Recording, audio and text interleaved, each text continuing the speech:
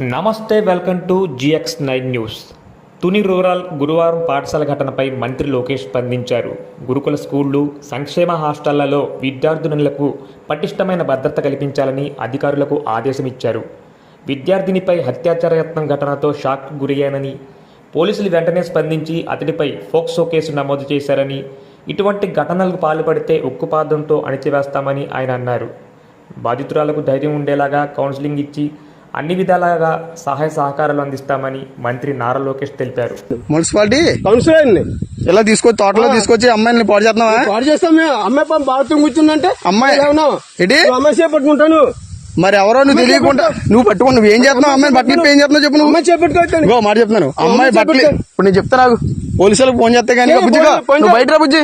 Phone చేయి. మీరు చిన్నపిల్లలు తీసుకొచ్చి ఏం చేస్తున్నారు ఇక్కడ తోటలోకి? మీకు ఎక్కడ మీరు అడ్రస్ అయితే ఏ ఊరు మీది? మీది ఏ ఊరు చెప్పు. తుని ఏ ఊరు? తుని ఎర్రపేట. అది ఎర్రపేట ఎస్సీఓలు. ఏంటి బుజ్జి? ఎస్సీఓలు మళ్ళీ బుజ్జి అంటే ఏమండి మీరు ఎస్సీఓలే కరెక్టే. ఆమె పెట్టుకుంటాను నువ్వు. అదే చేయి పట్టుకున్నాను మీ బుజ్జి. అది కాదు మళ్ళీ బుజ్జి చేయి పట్టుకున్నావు. ఏంటి తాతయ్య అవుతాడా? అర్థం అవుతుంది. సోషల్ మీడియాలో చెప్తాను. మీరు ఇలా తోటలో ఎందుకు వచ్చా బుజ్జి వెళ్తాడు? వస్తాం మరి మా ఇంటికి తీసుకెళ్తున్నా. మొన్న వచ్చాడు ఇటు సైడ్ అమ్మ వచ్చిందా ఒకసారి? మొన్న మీరు రాలేదు అక్కడికి? ఇది ఏ స్కూల్ నువ్వు? మరి ఇటు సైడ్ ఎలా వచ్చావు నువ్వు? ఏ ఊరి మీద? ఏ ఊరి మీది? ఏ ఊరు అన్నాను. అదే ఏ ఊరు? అద్దరిపేట వెళ్తున్నావు. సార్ ఆగండి ఆగండి మీరు. సరే బండి చేస్తాను.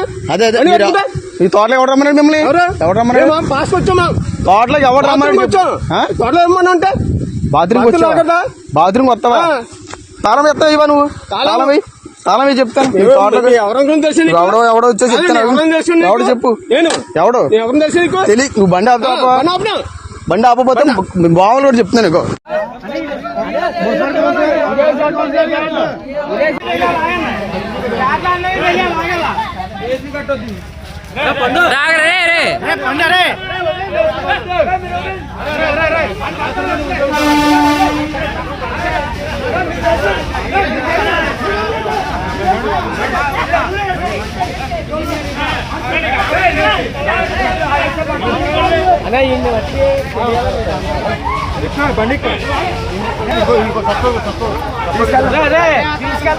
ఏముండదు చెప్తున్నా.